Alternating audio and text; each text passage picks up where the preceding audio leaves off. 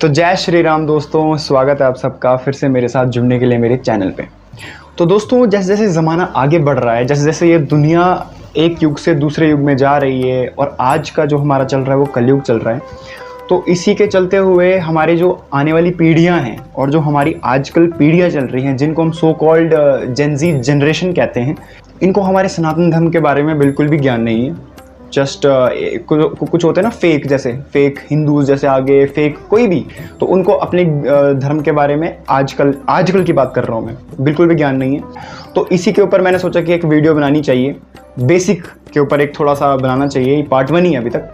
तो आज के इस वीडियो में हम बताएंगे कि हमारे सनातन धर्म को सनातन धर्म क्यों कहते हैं, एक फिर युग कितने हैं, नीतियाँ कितनी हैं, वेद कितने हैं, तो ऐसे ऐसे अलग अलग पार्ट्स में चलते हैं। ठीक है, तो चलिए फिर शुरू करते हैं। तो सबसे पहले है मीनिंग ऑफ सनातन धर्म। अब सनातन धर्म का मतलब क्या है?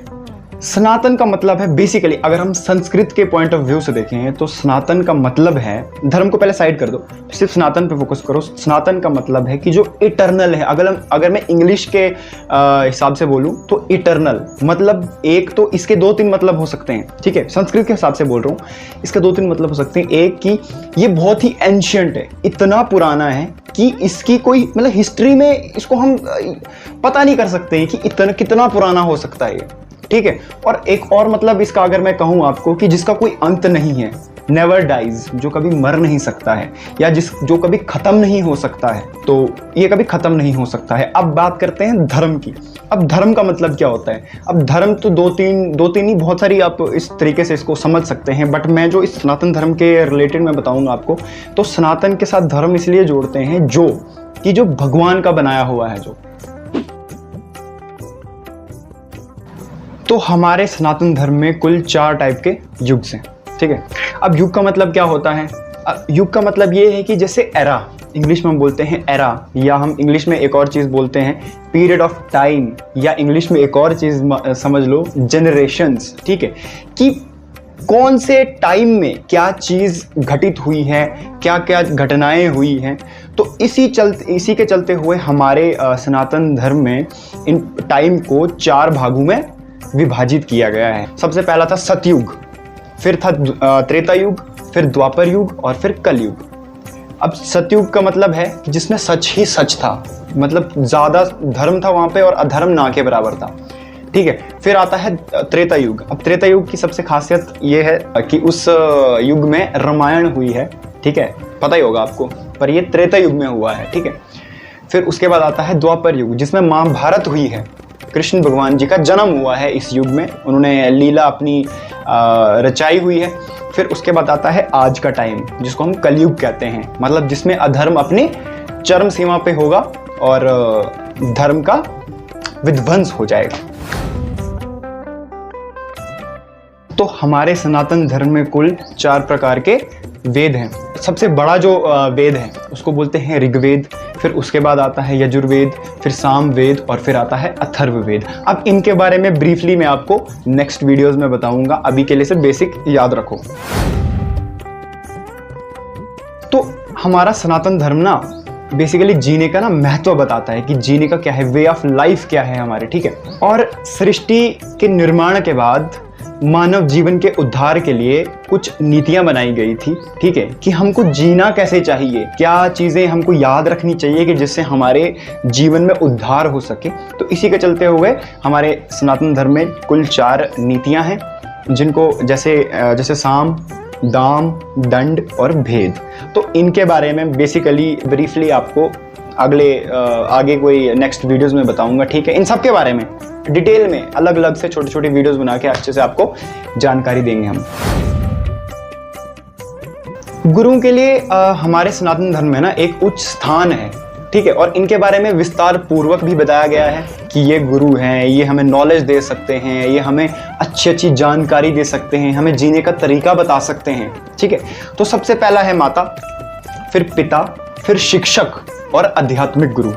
ठीक है, अब इनके बारे में, माता पिता के बारे में तो आपको पता ही है कि मतलब कैसे वो हमें ज्ञान देते हैं, किस तरह से हमें जीने के बारे में सिखाते हैं। बाकी गुरु, जो है आध्यात्मिक गुरु, आध्यात्मिक का मतलब होता है स्पिरिचुअल, ठीक है। फिर उसके बाद आता है शिक्षक, शिक्षक जैसे हम।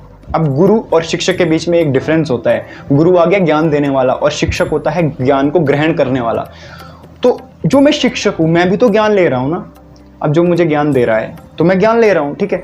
अब जो मुझे ज्ञान मिलेगा तो इसके बाद शिक्षक भी तो गुरु बन जाएगा ना। तो शिक्षक को भी गुरु का पद दिया गया है। अब बात आती है प्राणियों की या जीवों की, या जिनको हम क्रिएचर्स भी बोलते हैं, ठीक है।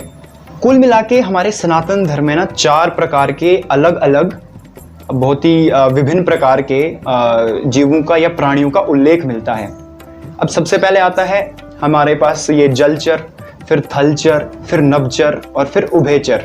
अब जलचर का मतलब होता है एक्वेटिक एनिमल्स, नभचर का मतलब होता है कि एरियल एनिमल्स, थलचर का मतलब होता है लैंड एनिमल्स और उभयचर का मतलब होता है कि एम्फीबियंस।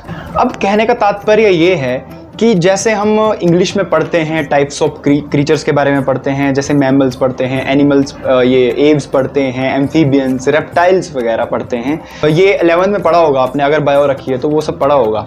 तो अगर उसको हम स्पष्ट हिंदी और सांस्कृतिक पॉइंट ऑफ व्यू से देखें तो वो हम ऐसे पढ़ेंगे, जैसे थलचर, नभचर, उभयचर और जलचर, ठीक है। अब बात आती है आश्रम की। तो हमारे सनातन धर्म में कुल 4 प्रकार के आश्रम का वर्णन किया गया है। सबसे पहले आता है ब्रह्मचर्य, फिर आता है गृहस्थ्य, ठीक है, घर गृहस्थी जैसे होता है। फिर तीसरा आता है वानप्रस्थ, फिर उसके बाद आता है सन्यास। मैं पहले ये बताता हूँ कि इनको पता कैसे डिवाइड किया है। पहले चिल्ड्रन एज होती है, फिर उसके बाद ये होता है, क्या नाम इसका, टीनेजर होता है, फिर एडोलिसेंट होता है, फिर सीनिसेंस होता है, मतलब रिप्रोडक्टिव होती है, फिर उसके बाद आती है सीनिसेंस। तो ऐसे ऐसे हमारे सनातन धर्म में पहले से ही, बहुत ही प्राचीन काल से ही इन चीज़ों के बारे में डिवीजन है। तो इसी के लिए सबसे पहले जो ब्रह्मचर्य है उसकी जो एज लिमिट बताई गई है वो है 1 साल से 25 साल के बीच तक, ठीक है। उसके बाद जो आता है गृहस्थ्य, उसकी है 25 से 50 साल तक की उम्र, ठीक है। तो उसके बाद जो आता है वानप्रस्थ, उसकी एज लिमिट है 50 साल से ऊपर और 75 ईयर्स तक, मतलब 50 से 75 के बीच तक की एज लिमिट है इसमें। और उसके बाद आता है सन्यास, सन्यास में है 75 या 75 से अबव, ठीक है। अब बात आती है भोजन की, मतलब कि खाने की। तो बहुत पहले से, प्राचीन काल से हमारे सनातन धर्म में ये बता दिया गया हुआ है कि कितने टाइप के भोजन होते हैं, कैसे कैसे हमको उनको खाना चाहिए, क्या तरीका होता है उनको खाने का। तो ठीक है, 5 प्रकार के भोजन होते हैं। जैसे पहले होता है खग्या, फिर भोज्या, फिर भक्ष्या, फिर पेया और फिर चोष्या। अब खग्य में क्या आता है, जो हार्ड सब्सटेंसेस होते हैं जैसे कि नट्स वगैरह, ठीक है। फिर होता है पेया, पेया में जैसे मिल्क वगैरह और अदर बेवरेजेस वगैरह, ठीक है। फिर उसके बाद आता है चोष्या, चोष्या में मतलब जैसे सकुलेंट्स वगैरह जो फूड होता है जो हम खाते हैं। फिर उसके बाद आता है भक्ष्या, भक्ष्या में आता है जैसे दाल वगैरह, पल्सेस, ठीक है। फिर उसके बाद आता है लास्ट में भोज्या। अब भोज्य में आता है आपके पास लिक्विड फूड।